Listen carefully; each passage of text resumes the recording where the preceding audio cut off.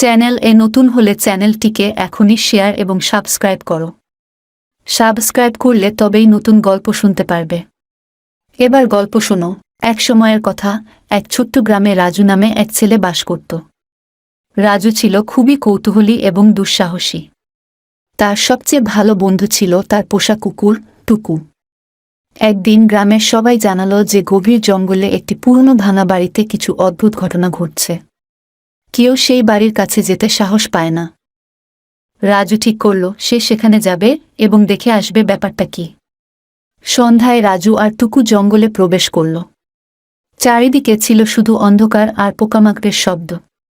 হঠাৎ তারা একটা মাটির পথ দেখতে পেল, যা সরাসরি সেই পুরনো বাড়ির দিকে নিয়ে যায়।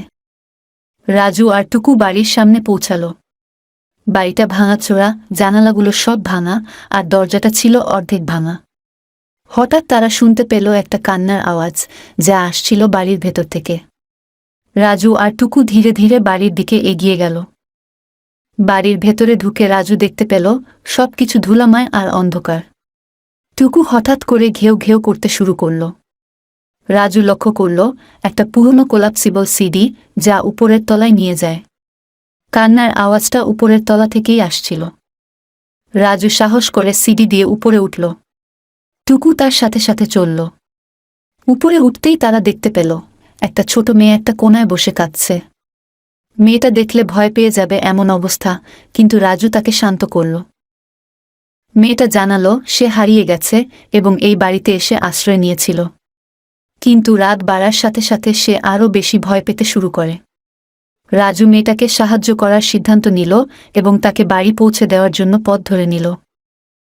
সেদিন রাজু আর টুকুর সাহসের কারণে মেয়েটা তার পরিবারকে খুঁজে পেল। গ্রামের সবাই রাজুর সাহসিকতার প্রশংসা করল। নীতিকথা: ভয়ের মুখোমুখি হতে সাহসী হওয়া প্রয়োজন এবং কৌতূহলী মনোভাব সবসময় আমাদের নতুন অভিজ্ঞতার দিকে নিয়ে যেতে পারে, যা ভালো কাজের জন্য উৎসাহিত করে। এরকমই সব মজার মজার গল্প শুনতে চ্যানেলটিকে এখনই শেয়ার এবং সাবস্ক্রাইব করো।